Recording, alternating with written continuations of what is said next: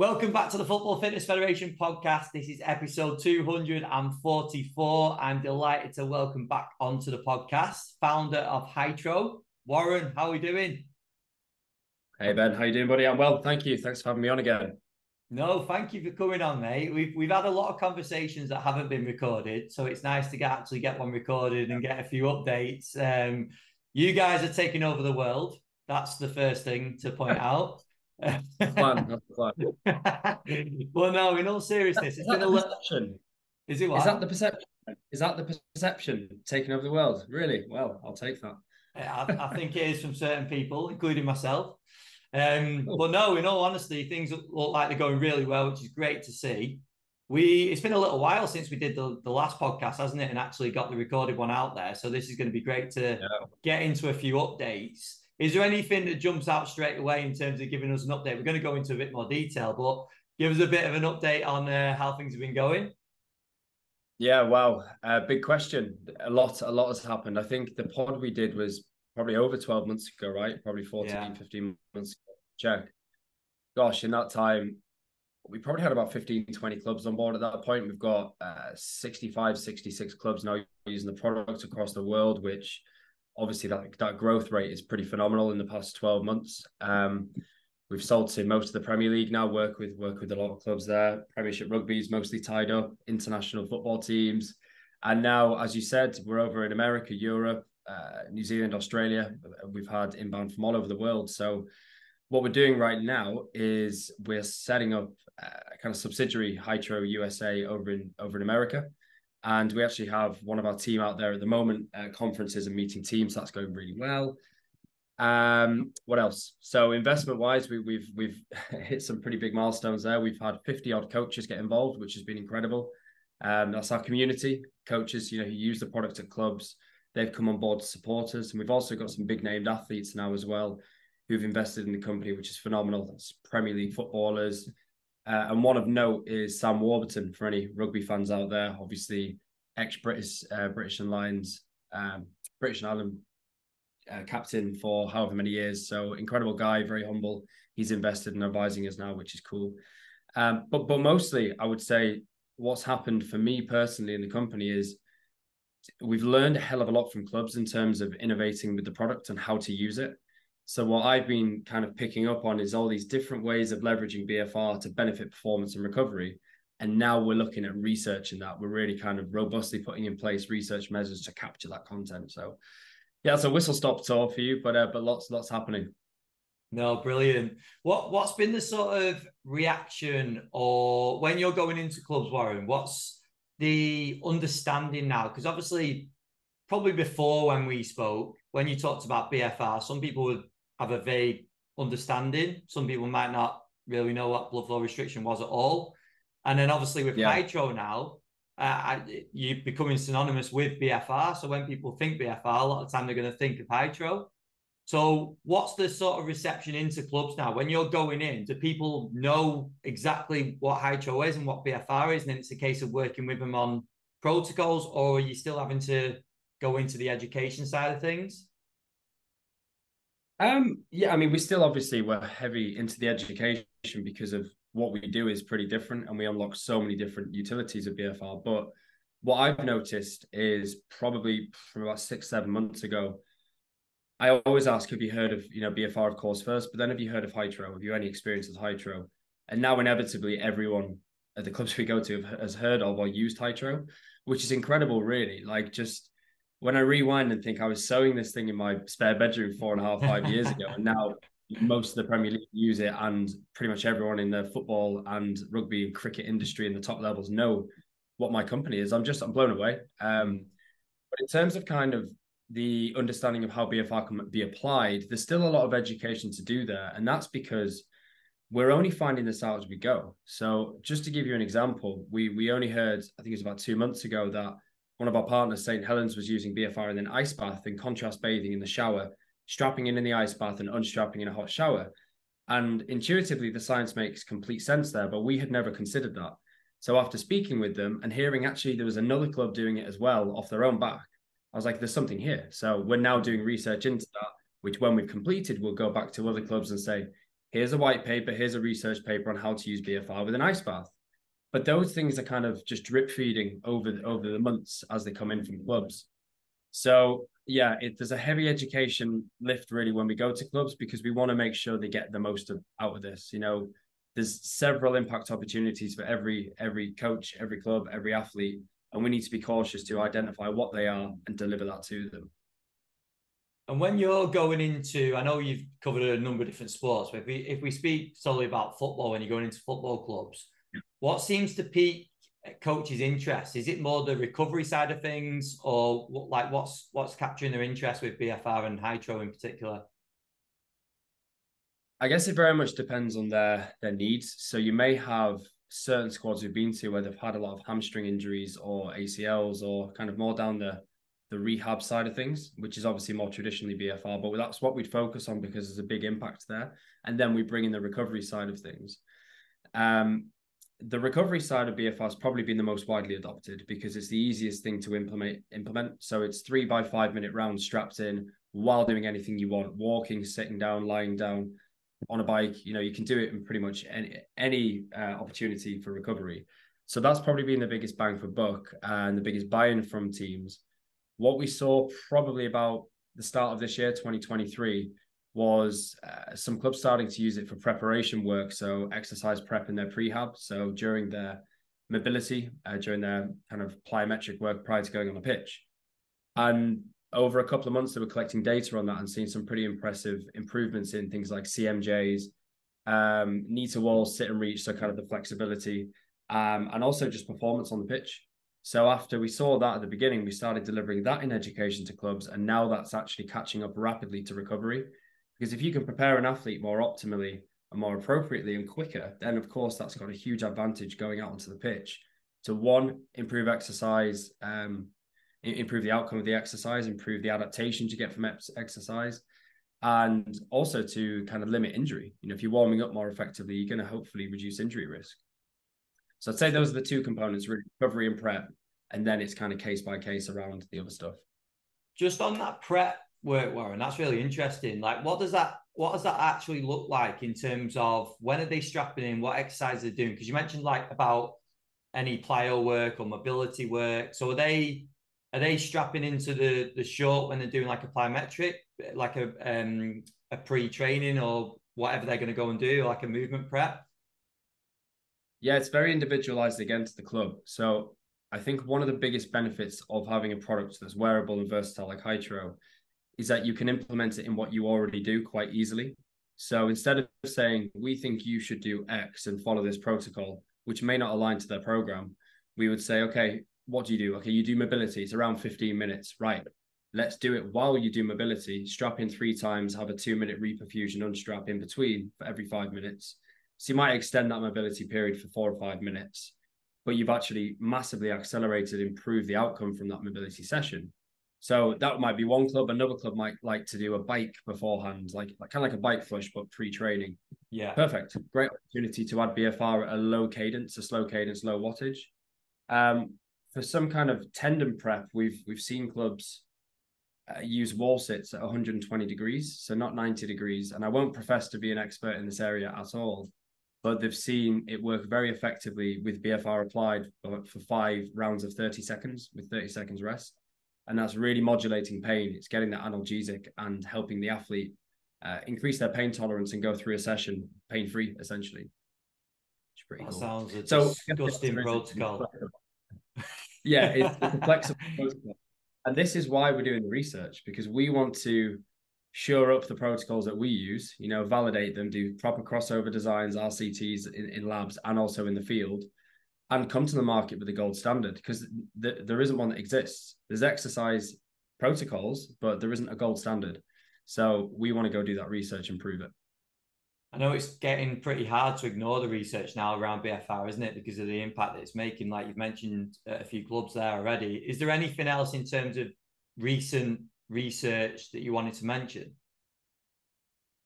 I mean, I'd love to delve into the research that we're actually conducting. And the reason really is we think it's really important, or specifically I do, that we perform research that's practically applicable in the field. So often when I was working back in clubs, I would read some research and I'd be racking my brains to find ways to actually implement it, because there might be a bit of a disconnect between a lab-based study and how you apply it in the field, because you might not have all the lads there at once. You might have a lot of logistical barriers that don't allow you to apply it.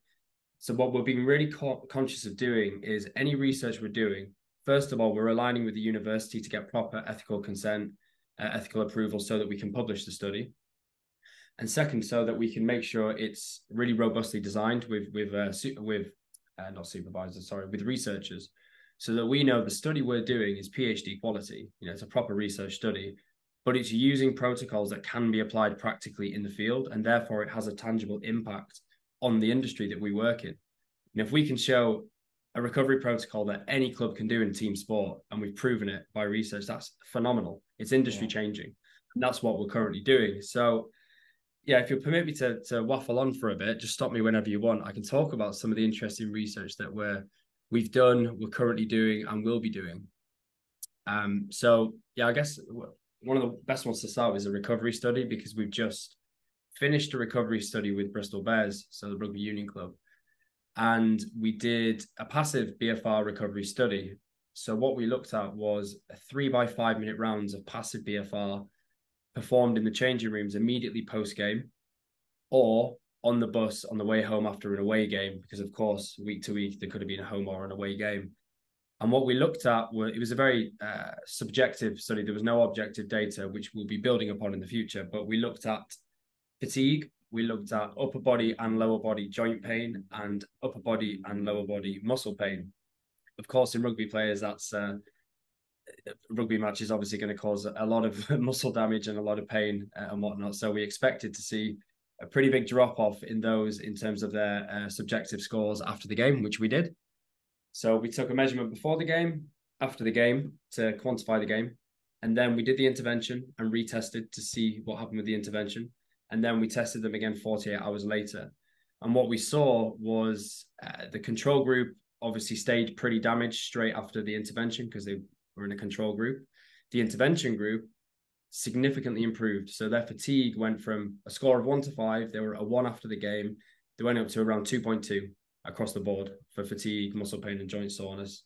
Of course, the control group didn't change. And then 48 hours later, there was a super compensation effect.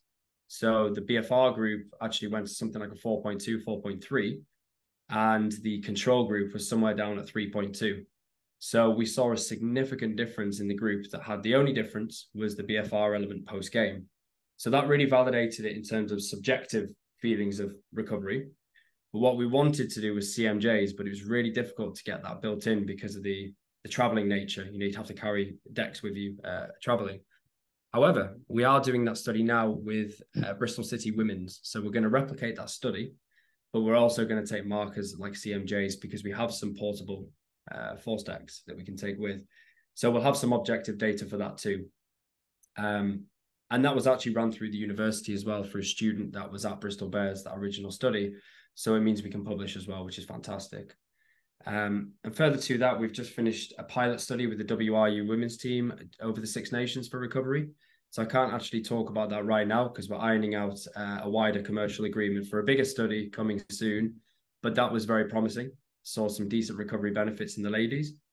And further to all of that, we're underpinning this with an academic study. So Essex University is performing a proper RCT looking at recovery BFR, passive recovery BFR, 3x5s again. And we're also looking at limb occlusion pressure, which basically we can tell you about the actual pressure in milligrams of mercury that our product applies. But what we can't tell you at present is the limb occlusion pressure, so how the artery is responding to that pressure. So we're doing that study at the moment so that we can go out with a table that says, here's the real pressure and here's the LOP that goes with it. So we've really got a robust pressure data of validation on the product after this study. So that's recovery. Do you have any thoughts on that, Ben, before I keep spieling on? No, I think it's super, super interesting. Keep going, keep going. What are you going to move on to next, Warren? So I'm going to go to the preparation stuff that we're doing. As we've seen, that's the other big pillar of how the product is being used at the moment. So there's good existing evidence on ischemic preconditioning, and that's basically BFR. It's just called ischemic preconditioning, but used prior to exercise. So that's kind of pre-activation type stuff. And it's been seen in the research to improve exercise performance. It's been seen to improve exercise adaptations, improving the tolerance to training by increasing the pain threshold. So your RPEs are lower for the same given workload. But there's nothing in the actual real field of professional sports. It's all kind of done in labs. So again, what we want to do, because we have the only versatile product that can be done with a squad, we want to do that in the field, and we want to do that with professional teams. So we have, the best possible data that we can have from top level athletes to disseminate across team sports. So I don't know if you saw on my socials yesterday, but I was over at Gloucester Rugby, who we've just signed a research partnership with.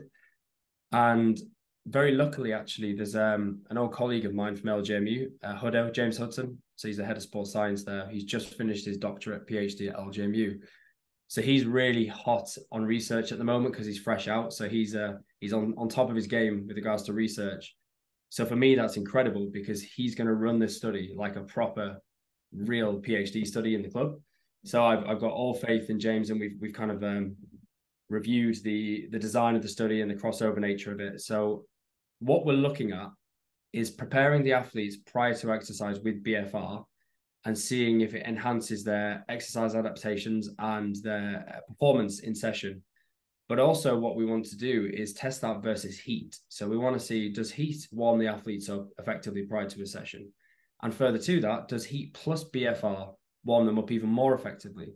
And the outcome of this is to say, well, once we've found the most effective modality, we'll then use it in the season because they're in pre-season. So we're effectively looking at a sham condition, which is a control. So that's wearing the BFR product but not applied, versus BFR in the warm-up, versus heat plus BFR. And then we should be able to identify the biggest value add or biggest impact out of those conditions. And there is a further caveat to that, really, in my head, and it would be that the BFR element is by far the easiest part to implement because all you're doing is popping on the shorts while you're doing something else. So even if there was a slightly more pronounced impact from heat plus BFR, but it wasn't that significant versus just BFR, we'd probably just implement BFR because we can see that it's been validated as, let's say it's 85% effective versus 100%, which is heat plus BFR. But you have to then have a sauna, to do that. So it's pretty complex and cumbersome if you don't have one. Well, it's impossible. So yeah, I'm delighted with that. Yeah, go on. I was just going to say, you just answered my question because I was going to ask around how they're actually applying heat. But they're doing that through sauna, are they? Yeah, he's doing it in the sauna. Yeah, that's correct. Yeah. A good number of clubs do actually have saunas these days, but it'd be top flight. You wouldn't obviously get that in Champ and League One, League Two. So it's a good research study, but the practical takeaway we believe and hypothesize will be that BFR is a really good preparation tool to add into your training. Yeah, that's what we're summarizing or hypothesizing, should I say. And alongside that, we've just got ethics through from Solent University to do a preparation study in obviously more of an RCT, so a lab-based trial. And we're using the same protocol without the heat this time, but with just the BFR for preparation. So what we're really conscious of doing is proving everything in a lab and in the field and transferring the same protocol so that it's obviously usable and ecologically valid in the field while still validated in a lab. And that's not been done before.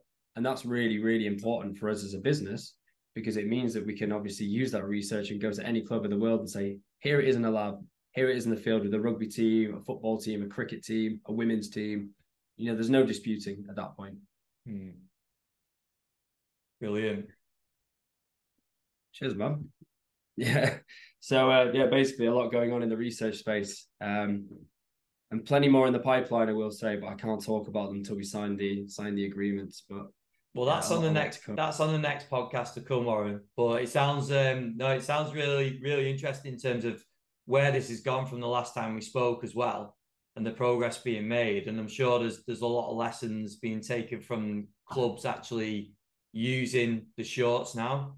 In terms of that, you mentioned the 3x5 recovery protocol. Does that seem to be the norm that a lot of clubs or players are leaning towards when they're doing their recovery work? Yeah, the evidence is emerging basically. So there's a good amount of evidence, but maybe 20 to 30 papers on recovery and growing. But realistically speaking, right, we don't know what the gold standard is. That's just what's being published 3x5. It could be the 3x4, 3x6, 3x3, and various different rest periods could actually be more optimal. And in fact, it could be quite subjective and independent to that individual athlete, right? So Yeah. I think 3x5 is a nice place to start. I do think the research will tell us in the future what is the most optimal. But for me, it's actually a great gray area to play in, because what it allows us to do is be completely flexible and say, right, you have a 10-minute window here for whatever reason, some logistical reason. You have a 10-minute window. Let's not do 3.5s. Let's do 3.3s. Why not? We don't know what is the best protocol. We know it works, and we know that 3 flushes is important. So let's split it into 3 in the time that you've got given, right? Yeah. So we're very flexible with the protocols, but they will be shored up over time in terms of gold standard. Yeah, and like you say, that's going to be better than nothing as well, isn't it? If you got 9 minutes or whatever it is in a short amount of time, it's much better than doing nothing. So you know the importance of it. Exactly. Yeah, and I think as well, one of the biggest benefits we've seen is the buy-in from athletes and coaches, because for those who have used BFR, you'll understand because you've experienced the feelings of BFR. But for those who haven't, it's an unusual feeling. It's something you probably you will have never felt before, unless you've got a blood pressure taken reading on your arm or something.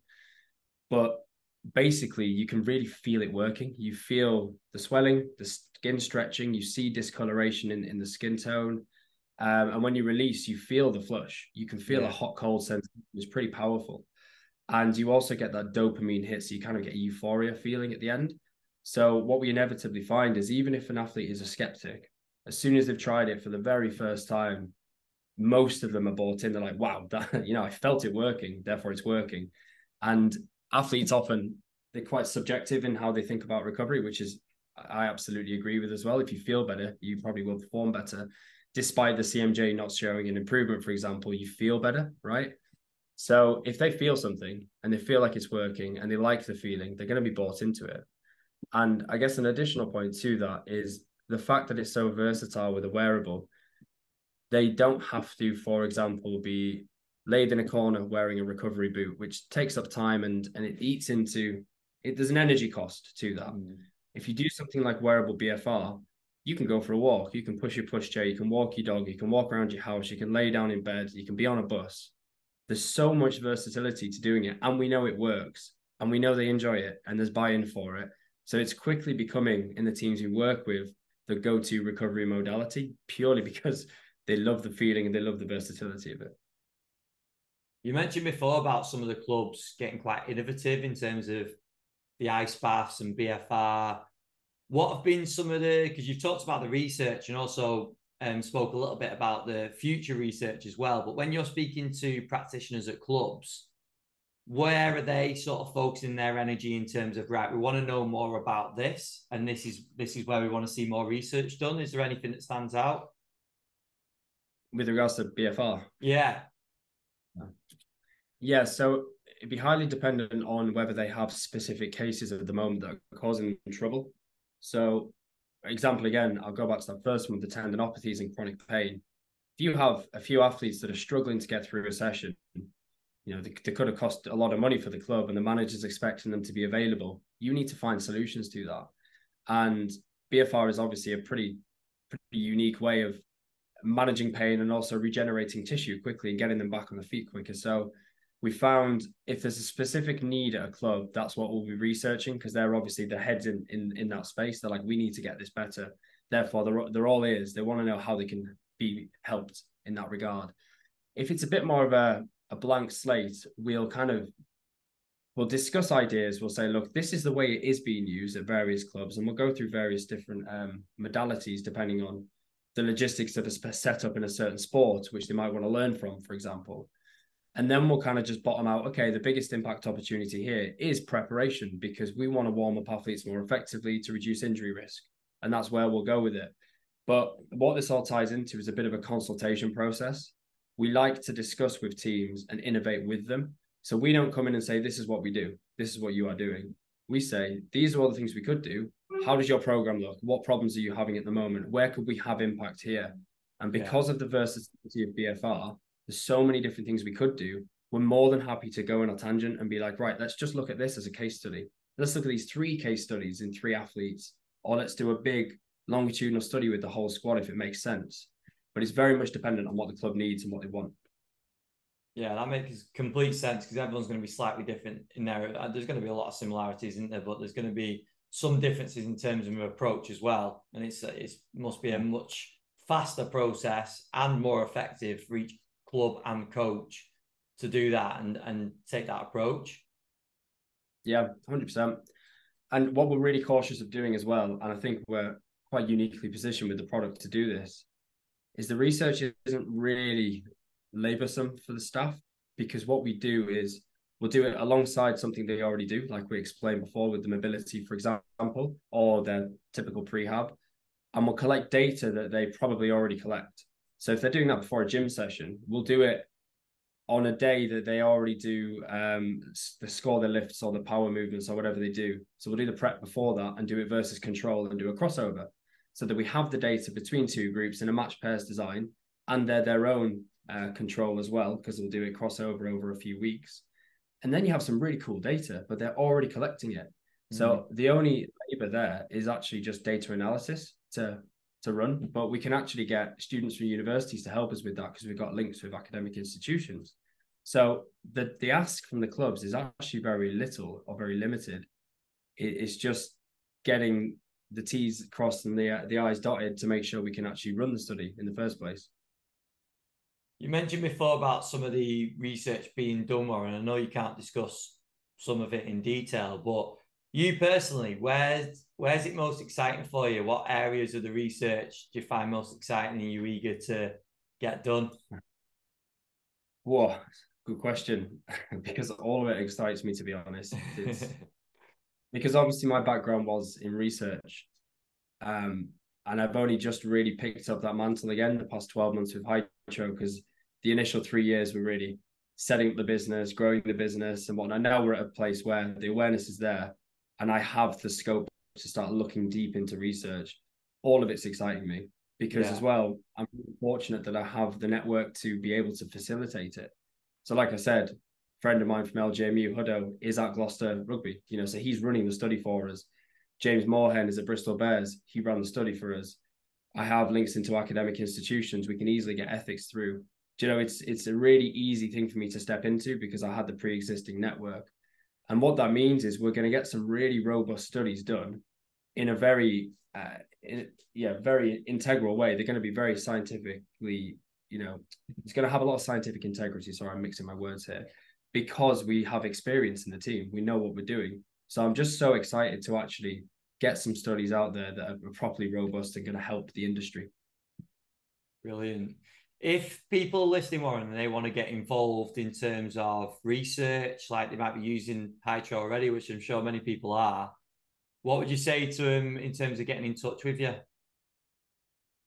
Yeah, I mean, we can drop some show notes in, I guess, with emails and where to contact, right? But yeah, we'd love to. I mean, I've got a lot on the plate right now. I think we have 9 studies either underway or about to start, which is incredible. We're always looking for more. It's just more about bandwidth. But please get in touch. Let's discuss. There might be some really cool, unique case studies we can do. If you're already using Hytro as well and you have some ideas, please let us know. We'll drop an email in the show notes to get in touch. But yeah, please do get in touch. And I'm guessing from your perspective, it's a case of, yes, to get the research done, but also like you kind of referenced before, when you've got questions, performance questions or issues that come up that are maybe a bit more individual to the club in that setting, you want to hear from them as well? Yeah, absolutely. I mean, one of the very original questions that we had was, how do we recover while traveling? And that was one of the first things we did with Hytro. Was once we realized BFR is an incredible recovery tool, we started saying, well, hang on a sec, this could be used on a bus, which you can't really do anything else on a bus. And that's leading to research that we're now doing. So any questions like that we don't know the answer to yet, perhaps we could find an answer for. So yeah, how do we recover on a bus? How do we recover 50 people at once without having to supervise them? That's been another question that we've answered. So yeah, just in terms of any questions you have, we'd love to consult and find ways to make it work. Brilliant. It's great to But it catch might up, be, Warren. yeah, it might be cool for us to just quickly touch on one more thing, if that's okay. Go for it. So ACLs in women's sport at the moment, we've seen, obviously, I don't know if you've seen the media around it and the prevalence of ACL at the moment. It's pretty crazy, right? And we've actually had 8 or 9 female athletes rehab with Hytro actually in recent months. We just seen some incredible outcomes, and I'd implore people to go look on our socials, because we've had various professional footballers, professional rugby players use the product and record it for their rehab process, and it's gone out on our socials. One in particular, Charlie Willett, she's an Exeter Chiefs player and international rugby player as well, but she's been using it now since her injury 7 months ago. But her injured limb is now, it has a larger muscle mass and it's stronger than her uninjured limb. And she puts that down directly due to doing BFR throughout her rehab process. And also she continues to use it for recovery and for preparation prior to training. So it's actually just completely embedded into her practices day to day. She'll use it every single day now. And we see that often in athletes that use it, but we're seeing it a lot in female athletes. And I don't want to overstep a line here, but I feel like female athletes in particular are a lot more inquisitive and want to know more about what they're doing. And that's fantastic for me, because I can talk about the science, I can explain why they're doing what they're doing. And because of that, the buy-in is huge. And what we're seeing is there's no drop off. They're using it and continuing to use it post-rehab for in-season kind of preparation and recovery. But yeah, just to speak to the ACL point, we're really seeing a huge benefit using BFR in women's athletes, specifically for ACLs. And we must remember that BFR has been used for decades and decades for ACLs after reconstructions and surgeries. But obviously now with this prevalence of ACLs in women's sport, I think, if you have an ACL, please speak to us. We'd be more than happy to help. Brilliant. And do you want to just give so you've referenced the socials a few times. It's at Hytro, is that right? Yeah, it's at Hytro_, but just type in Hytro, it'll come straight up at the top. Yeah, Hytro for anyone that's searching. Yeah, go and check it out, because I know you're putting loads of great information out, but also loads of examples like you've mentioned in the podcast today. So yeah, I do encourage people to go and actually have a look and see some of the work that's being done as well. Yeah, please do. Thank you for that. I'd also like to say that we're going to be out at the NSCA conference over in Las Vegas next month. So if anyone's there, please do come say hi. We'll be exhibiting. Of course you are. International expansion. We'll be at the NSCA for the 4 days. I'm at the UFC Performance Institute delivering a lecture there with Duncan French. That's going to be fun. And then we're at various clubs over the 2 weeks. So if you're a club over in Las Vegas or it's in the nearby territory, let us know. We'd love to come visit. Or if you're at NSCA, please get in touch. We'd love to meet up on the day. Top man. Warren, thanks for coming back on. We'll schedule another one we won't leave it as long this time because things are moving pretty quickly, but it'd be great to see the updates on research and everything that's going to be coming out over the next few months and so. So we'll get another one in and have another discussion at some point. 100%, mate. I'll keep you updated for sure. Perfect. Thanks for your time, mate. Cheers, Ben. Thank you. Cheers.